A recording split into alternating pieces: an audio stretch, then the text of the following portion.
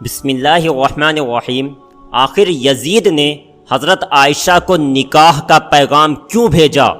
دوستو، آج کی اس ویڈیو میں ہم بات کریں گے اسلامی تاریخ کے ایک ایسے بادشاہ کے بارے میں کہ جس کی حکومت صرف اور صرف 3 سال ہی رہی، لیکن ان 3 سالوں میں اس نے ایسے شرمناک کام کیے کہ جنہیں بیان کرتے ہوئے دل روتا ہے۔ وہ بادشاہ یزید تھا جو کہ بنو امیہ حکومت کا دوسرا بادشاہ تھا۔ یزید نے حکومت سنبھالتے ہی سب سے پہلے حضور صلی اللہ علیہ وسلم کے نواسے حضرت حسین کو بہت بے دردی کے ساتھ کربلا کے میدان میں شہید کروا دیا، اور پھر اسی کے اشارے پر دنیا کی سب سے پاکیزہ عورتوں کو پیدل ہی کربلا کے میدان سے کوفہ شہر لے جایا گیا۔ پھر انہی اہل بیت کی عورتوں کو رسوا کرنے کے لیے یزید نے انہیں دمشق کے بازاروں میں بے پردہ کر کے پھرایا۔ دوستو، یزید کے نامہ اعمال میں صرف کربلا کا گناہ ہی نہیں لکھا ہے، بلکہ اس نے اپنی حکومت کے دوسرے سال ہی مدینہ پر حملہ کرا کے بڑے بڑے صحابہ اکرام کو شہید کروایا۔ اسی کے حکم پر مدینہ کی پاکیزہ عورتوں کو بے پردہ کر کے ان کے ساتھ غلط کام کیا گیا، اور مدینہ کی گلیاں کی جہاں کبھی حضور صلی اللہ علیہ وسلم کے مبارک قدم پڑا کرتے تھے تو وہ صحابہ اکرام کے خون سے بھر گئیں۔ اس کا واقعہ کچھ اس طرح ہوا کہ کربلا میں تو یزید نے ظلم و ستم کی انتہا قائم کر دی تھی، اور پھر حضرت حسین کا سر کاٹ کر اس کی بہت بے حرمتی کی۔ آخر میں وہ کٹا سر حضرت زینب کے ہاتھ میں دیتے ہوئے انہیں مدینہ رخصت کر دیا۔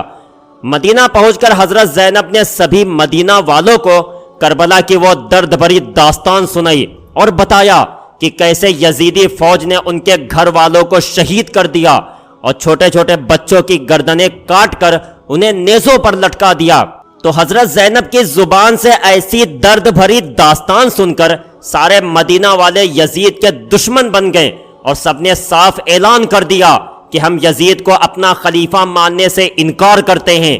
مدینہ میں ایسے حالات دیکھ کر وہاں کے گورنر نے یزید کو خط لکھ کر باخبر کیا۔ یزید نے مدینہ والوں پر اپنا غصہ نکالنے کے لیے عراقی فوج کا ایک 12,000 کا لشکر تیار کیا، اور پھر انہیں یہ حکم دے کر بھیجا کہ تم 3 دنوں تک بالکل آزاد ہو، جاؤ اور جا کر مدینہ پر حملہ بولو، اور تم جیسا بھی وہاں خون خرابہ کرنا چاہو کر سکتے ہو، میری طرف سے تمہاری کوئی پوچھ نہ ہوگی۔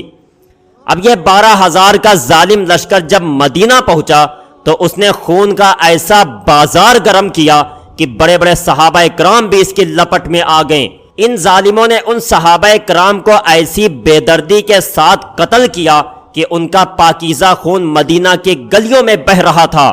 لکھنے والوں نے لکھا ہے کہ یہ ظالم فوج گھروں میں گھس کر لوگوں کا سامان لوٹ لیا کرتے تھے۔ ایک مصنف نے لکھا ہے کہ واقعہ حرہ کے دن یزیدی لشکر کا ایک فوجی کسی بڑے صحابی کے گھر میں گھسا اور عورتوں سے کہنے لگا کہ گھر میں جتنا بھی سامان ہو میرے حوالے کر دو، تو ان عورتوں نے جواب دیا کہ تم سے پہلے کچھ فوجی آ کر گھر کا سارا سامان لوٹ کر لے جا چکے ہیں۔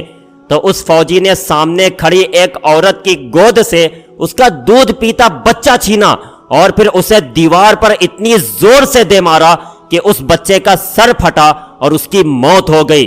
دوستو، آپ انہی واقعات سے اندازہ لگا سکتے ہیں کہ آخر یزیدی فوج نے مدینہ میں کیسا قہر ڈھایا تھا۔ یہی وہ جنگ تھی کہ جس میں حضرت عبد الرحمن بن عوف جیسے بڑے بڑے صحابہ اکرام کو شہید کر دیا گیا۔ اس واقعے کو واقعہ حرہ کہا جاتا ہے۔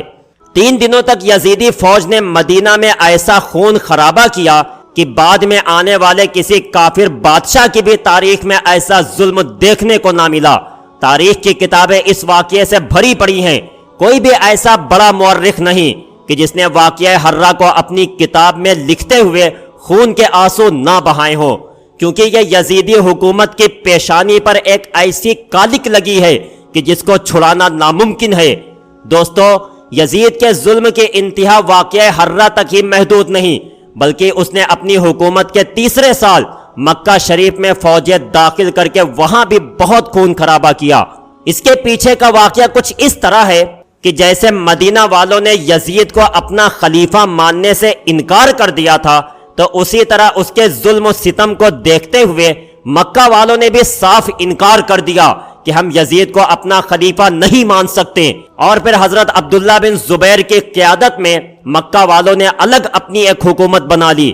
جب یزید کو اس بات کی خبر ہوئی کہ مکہ والوں نے مجھے بادشاہ ماننے سے انکار کر دیا ہے اور عبداللہ ابن زبیر نے وہاں اپنی حکومت جما لی ہے، تو یزید نے ایک شامی فوج کا لشکر مکہ کی طرف روانہ کیا اور انہیں حکم دیا کہ تم مکہ کو چاروں طرف سے گھیر کر ان پر آگ برسانا۔ یزید کے حکم کے مطابق اس شامی لشکر نے آتے ہی مکہ کو چاروں طرف سے گھیر لیا اور پھر کعبہ شریف کے اوپر آگ کے ایسے گولے برسائے کہ جن کی وجہ سے مسلمانوں کا مقدس قبلہ کعبہ شریف کا غلاف جلا، اس کی چھت میں لگی لکڑیاں جل گئیں اور کعبہ شریف کی دیواریں آگ کے شعلوں کی وجہ سے کمزور پڑ گئیں۔ کئی دنوں تک کعبہ شریف میں نماز تک نہ ہوئی، کیونکہ جو بھی مسلمان عبادت کی غرض سے باہر نکلتا تو اسے یہ شامی لشکر اپنا نشانہ بنا کر شہید کر دیتے۔ اسی جنگ میں حضرت عبداللہ ابن زبیر کو بھی شہید کر دیا گیا۔ لیکن دوستو، مکہ پر کیا گیا یہ حملہ زیادہ دن تک نہ چل سکا، کیونکہ اب یزید کا نامہ اعمال گناہوں سے بھر چکا تھا اور وہ انہی دنوں ایک عبرتناک بیماری میں مبتلا ہو کر ذلت کی موت مر گیا۔ دوستو، یہ تو تھے یزید کے وہ گناہ جو اس کی سیاست سے تعلق رکھتے تھے، لیکن اس ظالم نے اپنی زندگی میں کچھ ایسے بھی گناہ کیے تھے کہ جن کا ذکر کتابوں میں بہت کم ملتا ہے، اور بہت سے لوگ تو یزید کے ان گناہوں کے بارے میں جانتے تک نہیں۔ دوستو، 12ویں صدی میں پیدا ہونے والے ہندوستان کے ایک بہت بڑے عالم و محدث شاہ عبدالحق محدث دہلوی نے اپنی کتاب مدارج النبوہ میں اس واقعے کو ذکر کیا ہے۔ وہ کچھ اس طرح کہ یزید نے اپنی دولت و حکومت کے نشے میں چور ہو کر حضرت عائشہ رضی اللہ عنہا کو نکاح کا پیغام بھیجا کہ جسے سن کر بڑے بڑے صحابہ کرام کی روح کانپ گئی۔ یزید نے جس وقت حضرت عائشہ کو نکاح کا پیغام بھیجا تھا تو اس وقت اماں عائشہ کی عمر 60 سال ہو چکی تھی۔ دوستو، حضور صلی اللہ علیہ وسلم کے تمام بیویوں کو امہات المومنین کہا جاتا ہے، مطلب سارے مسلمانوں کی مائیں۔ یہ لقب اللہ تعالیٰ نے ان پاکیزہ ہستیوں کو ان کے شرف میں عطا فرمایا تھا۔ قرآن میں 22ویں پارے میں اللہ نے حکم دیا ہے کہ حضور صلی اللہ علیہ وسلم سے نکاح کے بعد آپ صلی اللہ علیہ وسلم کی تمام بیویاں مسلمانوں پر حرام ہیں، مطلب حضور صلی اللہ علیہ وسلم کی وفات کے بعد کوئی بھی ان سے نکاح نہیں کر سکتا۔ اسی لیے آپ صلی اللہ علیہ وسلم کی وفات کے بعد آپ کی کسی بھی بیوی نے کوئی دوسرا نکاح نہیں فرمایا۔ لیکن جب ظالم یزید نے حد پار کرتے ہوئے حضرت عائشہ رضی اللہ عنہا کو نکاح کا پیغام بھیجا تو بڑے بڑے صحابہ کرام نے مخالفت کر کے اسے قرآن کی آیتیں سنائیں کہ حضور صلی اللہ علیہ وسلم کی بیویاں کسی کے لیے بھی جائز نہیں ہو سکتی۔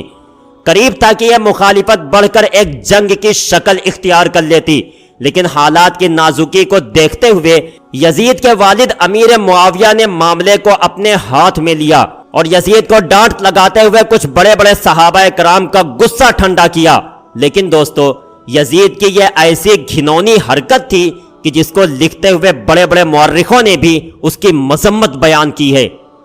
پیارے دوستو، امید کرتا ہوں کہ آج کی یہ انفارمیٹیو ویڈیو آپ کو بہت پسند آئی ہوگی۔ ویڈیو پسند آئی ہو تو لائک کر کے چینل کو ضرور سبسکرائب کر لیں، اور جاتے جاتے ایک کمنٹ کر کے ضرور بتانا کہ آخر آپ کو یہ ویڈیو کیسی لگی۔ السلام